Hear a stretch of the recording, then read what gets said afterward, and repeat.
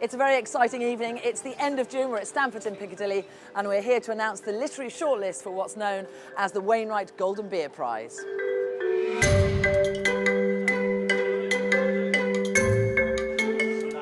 One of the things I really love about this prize is it unites all the people in this country who absolutely love nature. A prize like this that takes nature writing and brings it out in the public domain, that speaks to people about these issues that are so important to us, are wonderful, and that's why I'm really excited to be a part of this. Wainwright is one of the best writers about the British landscape that England has ever produced, and it's important for us at Francis Lincoln to ensure that new generations of readers and walkers indeed learn about his books and read what he had to say. This prize, I think, strikes right to the heart of what it is to be human. Alfred Wainwright would have been thrilled. He saw his books as a love letter to the lakes. And I think he would have been very excited to see work by so many other people, because all these books in some way or another are a love letter to something that's important to them. This brand has huge potential for us, and we want to recognise its roots, and its roots are with Alfred Wainwright, so this sort of thing is key to our development.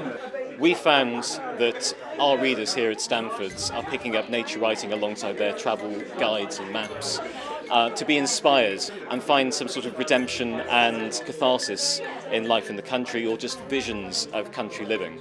And that's why Stamford is so proud to be supporting a prize like the Wainwright Prize.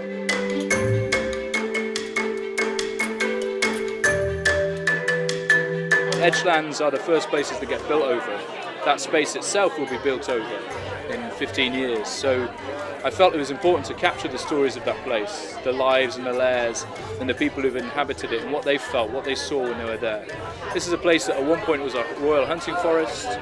It was an industrial site. It had a Victorian railway, the mainline railway from London to Edinburgh running through it. It's an incredibly important place, but it's just now lies forgotten and unknown on the edge of town. And I was interested in the process of that, how things change. So it's a book about change as well. It's a book about language and the language we have for landscape and the language we're losing for landscape and nature. And it's also a book about writing about place and the incredible power that this can have to summon us back into forms of care and love and intimacy for the places we live in and the species and the creatures we share our world with. James Rebank, as a sort of sixth generation farmer, speaks deeply and personally and movingly about his relationship with place. His too is a deeply passionate call for recognition of the people who've shaped our landscape and the way in which they are so often overlooked. It's about the Orkney Islands, where I'm from, and in particular the natural world there, the birds, island life, farming life, which it is about to some extent. But really what holds the whole book together is a narrative, which is a very personal narrative about me, and it's about a particular period of my life when I returned to Orkney, where I grew up, after I got out of rehab in London. So it's really the thing that holds the book together is my own personal story about addiction and recovery, but in the context of living on one of the smallest Orkney Islands and discovering and getting out and learning about the natural world. The books are phenomenal in their range, in their scope, also their beauty and innovation, and the way that they have made the landscape come alive with their personal memoirs, I think is absolutely outstanding. Catherine Norbury's book, The Fish Ladder, which I had not seen before it appeared on the long list, but was entranced by. I mean, her story is another very personal story of loss, but also discovery.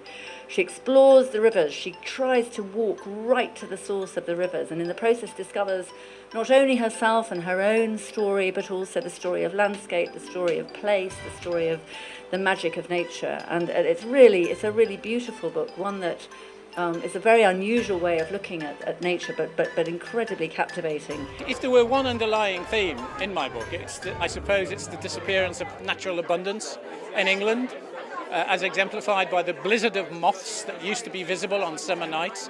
But the larger theme is the destruction of nature as a whole in the 21st century and what we can do to stop that. What I'm trying to do is put forward a defence of the natural world, which is a new one.